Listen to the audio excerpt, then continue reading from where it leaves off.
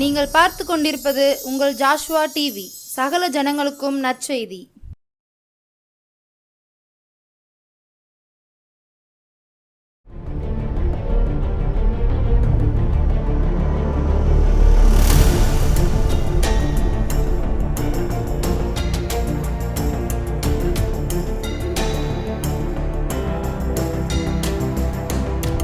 கிறிஸ்துவுக்குள் பிரியமானவர்களே, ஆண்டவராய் இயேசுவின் நாமத்தினாலே உங்களை நான் வாழ்த்துகிறேன். ஈஸ்டர் பண்டிகை சந்தோஷமாக மனமகிழ்ச்சியாக அனுசரித்திருப்பீர்கள் என்று நான் விசுவாசிக்கிறேன். ஆம், மரித்தார், ஆனாலும் உயிரோடு கூட எழுந்தார். ஹல்லேலூயா, ஆமென். இந்த நாளிலும் ஷம்மா ஊழியத்தின் சார்பாக தியான நேரத்திற்கு வந்திருக்கிறவங்க ஒவ்வொருவரையும் வாழ்த்தி வரவேற்கிறோம். வேதத்திலிருந்து ஒரு வசனத்தை வாசித்து தியானிப்பதற்கு முன்பாக தலையை தாழ்த்தி ஜெபிப்போம். அன்புள்ள ஆண்டவரே, அருமையான அந்த வேலைக்காக நன்றி. இப்பொழுதும் நாங்கள் தியானிக்கும் போது உம்முடைய வார்த்தைகள் உம்முடைய சமூகத்தில் என்றும் பிரீதியாய் இருக்கட்டும். ஆசீர்வதியும் வழி நடத்தும். இயேசுவின் நாமத்தில் பிதாவே, ஆமென். அப்போஸ்தலர் 17ஆம் அதிகாரம் 30ஆம் வசனம். அப்போஸ்தலர் 17:30. அறியாமை உள்ள காலங்களை தேவன் காணாதவர் போல் இருந்தார். இப்பொழுதோ மனம் திரும்ப வேண்டும் என்று எங்கும் உள்ள மனுஷர்கள் எல்லாருக்கும் கட்டளை இடுகிறார். நல்லா கவனிங்க, மனுஷர்களுக்கு எங்கும் உள்ளோர், அவங்க எங்கே இருந்தாலும் சரி, எல்லா மனுஷர்களுக்கும் இன்னைக்கு ஒரு கட்டளை கொடுக்கிறார் ஆவியானவர். என்னவென்றால், எல்லாரும் மனம் திரும்ப வேண்டும். எல்லாரும் மனம் திரும்ப வேண்டும் என்று ஏன் சொல்கிறாருன்னா, இன்றைக்கும் நிறைய பேர் யார் தான் யோக்கியமாக இருக்கா, எல்லோரும் தான் பாவம் செய்கிறாங்க. ஏன் அப்பேற்பட்ட பேதுருவே மறுதளித்தான், யூதாஸே காட்டி கொடுத்தான், தாவீதே பல மனைவிகள், ஆபிரகாம் பல மனைவிகள். இந்த பழைய ஏற்பாட்டில் சில பரிசுத்தவான்கள் செய்கிற தவற்றை சொல்லி, ஆமாம் தாவீதே இந்த தப்பு பண்ணால் ஆண்டவர் அவன் இருதயத்துக்கு ஏற்றவன் இப்படின்னு அந்த தப்பத்தையும் சொல்லி இவங்கெல்லாம் ஆண்டவர் கூட இருக்கும்போது நான் செஞ்சால் என்ன இப்படின்னு சொல்லுவதனால தான் ஆவியானவர் இன்றைக்கி என்ன உணர்த்துறாருன்னா, அதெல்லாம் ஆண்டவர் கண்டும் காணாதவர் போல் இருந்தார். அது பழைய ஏற்பாடு, அதெல்லாம் விட்டுருங்க. ஆனால் இப்பொழுதோ எல்லாரும் மனம் திரும்ப வேண்டும் என்று இங்கு ஒரு கட்டளை கொடுக்கிறார். நல்லா கவனித்து பாருங்கள். இன்றைக்கி கிறிஸ்டியானிட்டியில் ஒரு வசனம், இதோ சீக்கிரமாய் வருகிறேன் என்று. சில பேர் சொல்கிறாங்க, எங்கள் பாட்டி காலத்துலேருந்து சொல்லிக்கிட்டு இருக்காங்க, இதோ வருகிறேன் வருகிறேன். எங்கே வராரு சொல்லி 2000 இந்த வேதாக அவர் சொல்லிலாம் 2000 வருஷம் ஆச்சு. எங்கே வராருன்னு ஒரு காரியத்தை நாம் தெளிவாக அறிந்து கொள்ள வேண்டும். ஒன்று இயேசுவின் வருகை இருக்கும், இல்லது நம்மளுடைய மரணம் இருக்கும். இங்கே கண்ணை மூடனா எங்கே கண்ணை திறக்க போகிறோம்? யோசிச்சு பாருங்கள். நீங்கள் வருகை கொஞ்சம் தாமதிக்கலாம். ஏன் தாமதிக்குதுன்னா, இங்கே வேதத்தில் என்ன வாசிக்கிறோம், 2 பேதுரு 3ஆம் அதிகாரம் 9ஆம் வசனத்தில், ஒருவரும் கெட்டு போகாமல் மனம் திரும்ப வேண்டும் என்று விரும்பி நம்மேல் நீடிய பொறுமை உள்ளவராய் இருக்கிறார். எல்லாரும் மனம் திரும்பணும், ஒருத்தர் கூட கெட்டு போகக்கூடாதான். இன்னைக்கு சமையலில் ஒரு பொருள் கெட்டு போச்சுன்னா அதை நம்ம யூஸ் பண்ண மாட்டோம், குப்பையில் தான் கொட்டுறோம். சோறு கெட்டு போச்சு, சாம்பார், ஒரு பலகாரம் கெட்டு போச்சு, கேக்கு பூசணம் பிடிச்சி கெட்டு போச்சுன்னா குப்பையில் தான் போடுறோம். நம்ம கெட்டு போனோம், குப்பை நரகம்தான். அப்போ நம்ம அந்த நரகத்துக்கு போய்விடக்கூடாது, நாம் கெட்டு போகக்கூடாது என்பதற்காக நாம் மனம் திரும்ப வேண்டும் என்று நீடிய பொறுமை உள்ளவராக இருக்கிறார். ஒன்று அவருடைய வருகை சீக்கிரம் வரும், இல்லது நம்மளுடைய மரணம் சீக்கிரம் வரும். ஏதோ ஒன்று. நாம் தேவனுக்கு முன்பாக நாம் நிற்க வேண்டும், அதை நாம் மறந்து போய்விடக்கூடாது. அந்த ரகசிய வருகையில் எக்காலம் துணிக்கும் பொழுது நாம் எடுத்துக்கொள்ளப்பட வேண்டும். ரட்சிக்கப்பட்டவர்களை கர்த்தர் அனுதினமும் சபையிலே சேர்த்து கொண்டு வந்தார். சபை தான் மணவாட்டி, ஆண்டவர் மணவாளன். எக்காலம் துணிக்கும் போதும் மணவாளன் வரும் பொழுது மணவாட்டி ஆகிய சபை எடுத்துக்கொள்ளப்படும். ஆட்டுக்குட்டியானவரின் கல்யாண விருந்து நடைபெறும். அப்பொழுது கதவு அடைக்கப்படும். அந்த கல்யாண விருந்துக்கு நீங்களும் நானும் பங்கு பெற வேண்டும் என்றால் நாம் மனம் திரும்ப வேண்டும் என்று வேதம் நம்மளுக்கு சொல்லுகிறது. பாருங்களேன், யோவான் சானுடைய முதல் பிரசங்கமும் மனம் திரும்புங்கள், பரலோக ராஜ்யம் சமீபமாய் இருக்கிறது என்று மத்தேயு 3ஆம் அதிகாரம் 1ஆம் வசனம் 2ஆம் வசனத்தில் வாசிக்கிறோம். மத்தேயு 4ஆம் அதிகாரம் 17ஆம் வசனத்தில் இயேசுடைய முதல் பிரசங்கமும் மனம் திரும்புங்கள், பரலோக ராஜ்யம் சமீபித்திருக்கிறது என்று. மார்க்கு 6ஆம் அதிகாரம் 12ஆம் வசனத்தை வாசித்தீங்கன்னா, சீஷர்களுடைய முதல் பிரசங்கமும் மனந்திரும்புங்கள் பரலோக ராஜ்யம் சமீபமாகி. அப்போ மொத்தத்துக்கு மனம் திரும்பு, மனம் திரும்ப, மனம் திரும்பு. சரி, மனம் திரும்புதல்னா என்ன? நம்மளுடைய மனசு, நம்முடைய உள்ளம் உலகத்தை நோக்கி, மாம்சத்தை நோக்கி, சுயத்தை நோக்கி ஓடிக்கொண்டிருக்கிற நம்மளுடைய மனசு அப்படியே திரும்பி விசுவாசத்தை துவங்குறவரும் முடிக்கிறவுமாகிய இயேசுவை நோக்கி பொறுமையோடு ஓட வேண்டும். இதுதான் மனம் திரும்புதல். இந்த மனம் திரும்புதல்ல 3 கண்டென்ட்ஸ் மனம் திரும்புதல். ஒன்று மனம், அடுத்தது குணம், அடுத்தது சிந்தை. இந்த 3 திரும்பணும். கிறிஸ்து இயேசுவினுடைய சிந்தையே உங்களிடம் இருக்க கடவுது. உங்கள் குணம், உங்கள் சாந்த குணம் எல்லா மனிதருக்கும் தெரிந்திருப்பதாக. மனம் புதிதாகிறதுனாலே மறுரூபமாகுங்கள். அப்போ மனம், குணம், சிந்தை 3மே இயேசுவை நோக்க வேண்டும். அதிலே ஒரு மாற்றம் இருக்க வேண்டும். இந்த பொல்லாத விபச்சார சந்ததியாரை விட்டு நாம் விலக வேண்டும். ஒரே சிந்தை, ஒரே குணம், அதைத்தான் நம்ம பார்க்கிறோம். இதுதான் மனம் திரும்புதல். அப்போ நாம் மனம் திரும்ப வேண்டும் என்று இயேசுவும் சரி, யோவான் ஸ்நானகமும் சரி, சீஷர்களும் சொல்வதை பார்க்கிறோம். ஏன் மனம் திரும்ப வேண்டும்? லூக்கா 13ஆம் அதிகாரம் 5ஆம் வசனத்தில், நீங்கள் மனம் திரும்பாவிட்டால் கெட்டு போவீர்கள். கெட்டு போயிடுவோமா? கெட்டு போச்சுன்னா நோ யூஸ். அது குப்பையில் தான் கொட்டணும், அதை யூஸ் பண்ண முடியாது. கிறிஸ்துவுக்குள் பிரியமானவர்களே, அப்போ நாம் கெட்டு போகாமல் இருக்க வேண்டும் என்றால் நாம் இந்த நரக ஆக்கினை அடையக்கூடாது என்று வேண்டாம், நாம் மனம் திரும்ப வேண்டும். 2வதாக யோபு 22ஆம் அதிகாரம் 23ஆம் வசனத்தில், நீங்கள் மனம் திரும்பினால் திரும்ப கட்டப்படுவீர்கள். ஒருவேளை ஒரு பாவம் செஞ்சிருப்பீங்க, ஒரு தவறு பண்ணியிருப்பீங்க, ஒரு கடன் பிரச்சனை, பிஸ்னஸ் லாஸாக இருக்கும், வாழ்க்கை ஃபெயிலாக இருக்கும், ஏதோ ஒன்று விழுந்து போய் கிடப்பீர்கள். விழுந்து போன தாவீதின் கூடாரத்தை மறுபடியும் திரும்பி கட்ட வச்ச தேவன். ஆமோஸ் 9ஆம் அதிகாரம் 12ஆம் வசனத்தில் நாம் அதைத்தான் பார்க்குறோம். விழுந்து போன தாவீதின் கூடாரத்தை. ஒரு காலத்தில் தாவீதின் கூடாரம் நல்லா இருந்தது.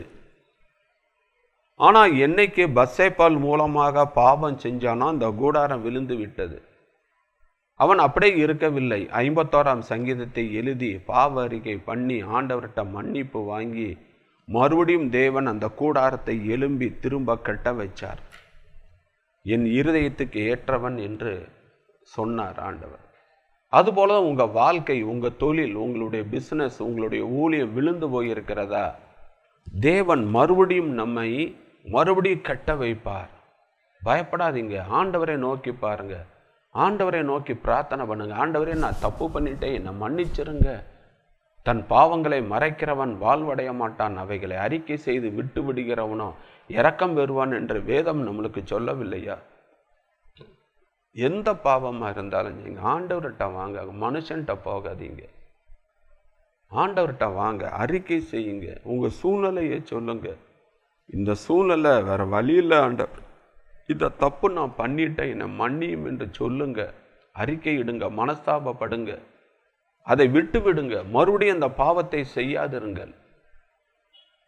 கடன் வாங்கிட்டீங்கன்னா, ஆண்டவரே இந்த ஒரு விஷயம், இந்த கடனை அடைப்பதற்குரிய வழிவாசலை தரங்க, இனிமேல் நான் கடன் வாங்க மாட்டேன் என்று ஒரு பொருத்தனை பண்ணுங்க. ஆண்டவர் அந்த கடனை அடைப்பதற்குரிய வழிவாசலை திறப்பார். மறுபடியும் கடன் வாங்க வேண்டிய சூழ்நிலை வந்தால் கடன் வாங்காமல் ஆண்டவரை நோக்கி பிரார்த்தனை பண்ணணும். ஆண்டவரே, எனக்கு இப்போ ரூபா தேவை, நான் என்ன செய்ய? நகையை வைக்கவா? மறுபடியும் லோன் போடவா? மற்றவங்கள்ட்ட கடன் வாங்கவா? நீங்கள் தானே கடன் வாங்க மாட்டேன்னு, ஆனால் இப்போ எனக்கு பணம் வேணும், நான் என்ன செய்ய? ஆண்டவர்கிட்ட கேளுங்க. ஆண்டவர் உங்களுக்கு ஒரு வழிவாசலை, உண்மையில் என் கண்ணை வைத்து உனக்கு ஆலோசனை சொல்லுவேன், நீ நடக்க வேண்டிய வழியை உனக்கு காட்டுவேன். ஆண்டவர் என்ன சொல்கிறார் அதை கீழ்ப்படியுங்க. உங்கள் சுயத்திலேயோ மாம்சத்திலேயோ ஓடாதீங்க. பேங்காரன் சொல்லுவான், 5000 ரூபா கொடுத்து இந்த வண்டியை எடுத்து செல்லுங்கள் என்று. உங்களுக்கு 1.5 லட்சம் ரூபா லோன் தரேன், 45 நாள் இன்ட்ரெஸ்ட் கிடையாது சொல்லுவான். இது நாம் பாவத்தில் விழுவதற்கு பிசாசானவன் காட்டுகின்ற நம்மளுக்கு ஒரு இச்சையான காரியங்கள். நிறைய பேர் பாருங்கள், 45 நாள் இன்ட்ரெஸ்ட் கிடையாதுலன்னு 1.5 லட்ச ரூபா வாங்கிடுவாங்க. அதை அடைக்கணும்ல. நம்ம வருமானம் என்ன, நம்மளுடைய செலவு என்ன, அந்த 1.5 லட்சத்தை அடைக்க முடியுமா? ஒரு மாதம் கட்டாட்டி அந்த இன்ட்ரெஸ்ட் டபுள் ஆகுது இல்லை, வட்டி மேலே வட்டி குட்டி ஓடுதா இல்லவா? கடைசியில் அந்த இதை அடைக்க முடியவில்லை. பேங்க்காரன் வாசலில் நின்று நம்மளை அசிங்கமாக திட்டும் பொழுது எவ்வளோ அவமானப்படுகிறோம். நிறைய பேர் கடன் அடைக்க வசதி இல்லாமல் தற்கொலை பண்ணுவதை பார்க்கிறோம் அல்லவா? பண தேவையா? அவரை நோக்கி பாருங்க. எனக்கு இப்போ தேவை, நான் என்ன செய்ய? அவரை நோக்கி பாருங்க. நான் கடன் வாங்க மாட்டேன்ற தீர்மானத்தில் இருக்கேன், ஆனால் இப்போ எனக்கு சூழ்நிலை தேவையா இருக்கு, நான் என்ன செய்ய? What shall I to now? கிறிஸ்துவுக்குள் பிரியமானவர்கள், ஒரு தடவை விழுந்துட்டீங்கன்னா மறுபடியும் விழுந்துடாதீங்க. நீதிமான் விழுந்தாலும் 7 தடவை அவன் எழுந்திருப்பான். எல்லாம் அந்த வசனத்தை சொல்லி விழுந்து விழுந்து எந்திரிக்காதீங்க. தாவீதை போல, ஆண்டவரே எனக்கு நிலைவரமான ஆவியத்தார், விழுந்து விழுந்து எழுந்திருக்கிற அனுபவம் வேண்டாம், நிலைவரமான ஆவியத்தாரும் என்று நாம் கேட்போம். மூன்றாவதாக நாம் பார்க்கிற காரியம் எசேக்கியேல் 18ஆம் அதிகாரம் 32ஆம் வசனத்தில், நீங்கள் மனம் திரும்பினால் பிழைப்பீர்கள்.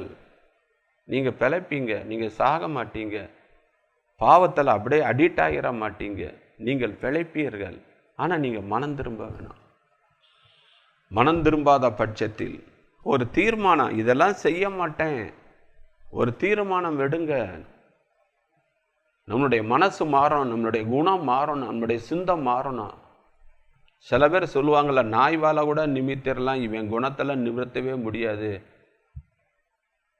அது உலகம் சொல்லும். ஆனால் ஆண்டவர் அப்படி சொல்லலையே. நீ ஏங்கிட்ட வா, உன் குணத்தை நான் மாத்துறேன், உன் சிந்தையை நான் மாத்துறேன்.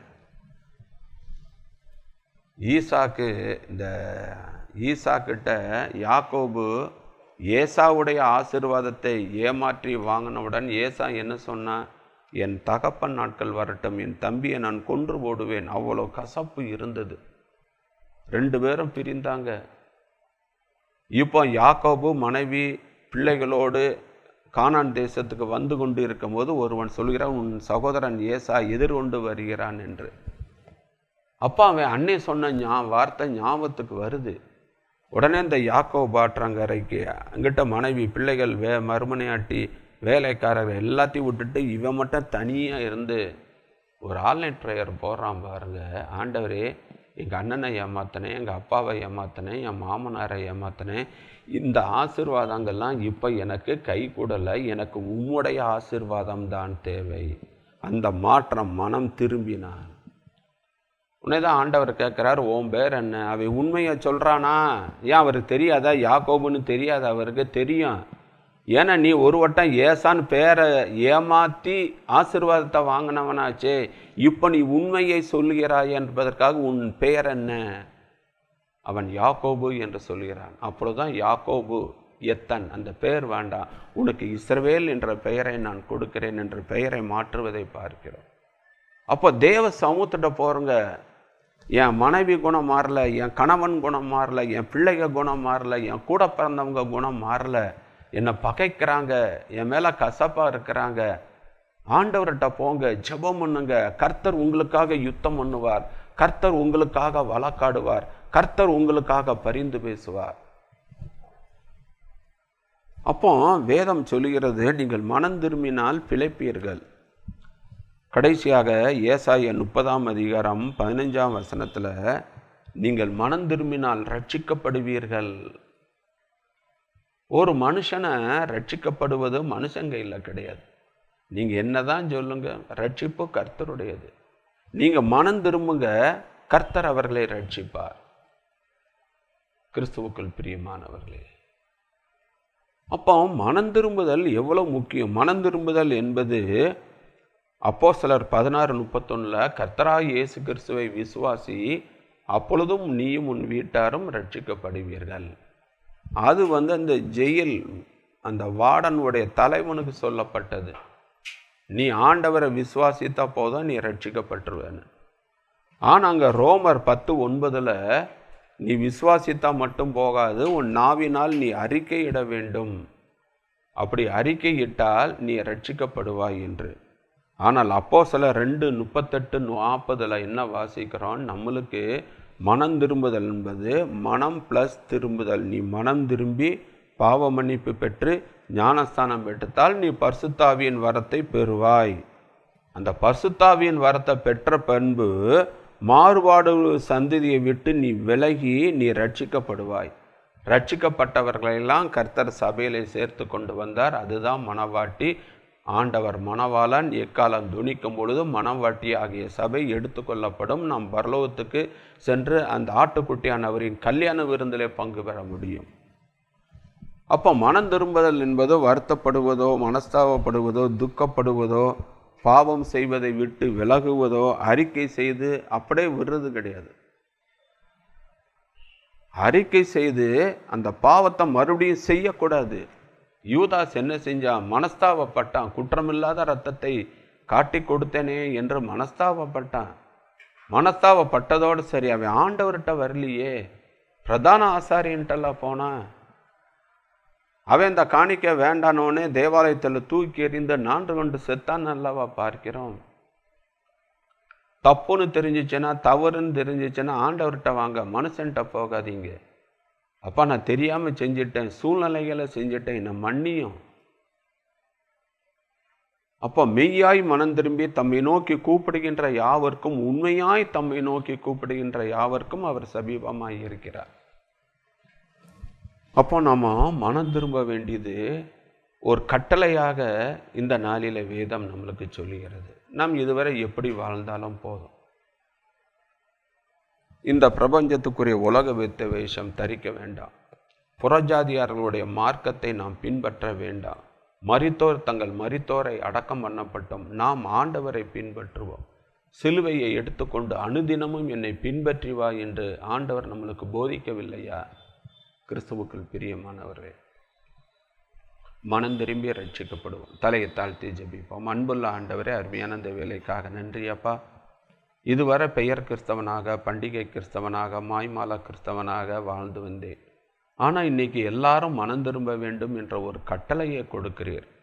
நான் பழைய ஏற்பாட்டு பரிசுத்தவான்களை சுட்டி காட்டி அவங்கெல்லாம் தப்பு செஞ்சாங்கல்ல, இதெல்லாம் ஒன்றும் தப்பு இல்லை, இதெல்லாம் ஒரு தப்பு இல்லைன்னு நான் சொல்லி கொண்டு வந்தேன். ஆனால் ஆவியானவர் இன்னைக்கு நீர் எல்லாரும் மனம் திரும்ப வேண்டும் என்ற ஒரு கட்டளையை நீர் கொடுத்ததினால் நான் மனம் திரும்பி உம்மண்டை கிட்டி சேர்கிறேன். உம்மை நோக்கி பார்க்கிறேன். என் பாவங்கள், அக்கிரமங்கள், மீறல்கள் எல்லாவற்றையும் மன்னித்து என்னை நீதிமானாக்கி ரட்சிக்கப்பட்டு, அப்பா ஆண்டவரே, அந்த ரட்சிக்கப்பட்டவர்களின் கூட்டத்திலே நீர் என்னையும் சேர்த்து அந்த நித்திய ராஜ்யத்தை பங்கு பெறுவதற்குரிய கிருபைகளை கொடுத்தரலாம். நீங்கள் அப்படி செய்யப்படுற கிருபைக்காக நன்றி. எங்களை தாழ்த்தி உம்முடைய கரத்தில் அர்ப்பணிக்கிறோம். இயேசுவின் நாமத்தில் ஜெபிக்கிறோம் நல்ல பிதாவே, ஆமென். கிறிஸ்துவுக்குள் பிரியமானவர்களே, இந்த செய்தி மிகவும் ஆசீர்வாதமாக இருக்கும் என்று நான் நினைக்கிறேன். உங்களுக்காக நாங்கள் ஜெபிக்கிறோம். உங்கள் ஜெப தேவைகள் எங்களுக்கு தெரியப்படுத்துவீர்கள் என்றால் உங்களுக்காக நாங்களும் ஜெபிக்கிறோம். God bless you.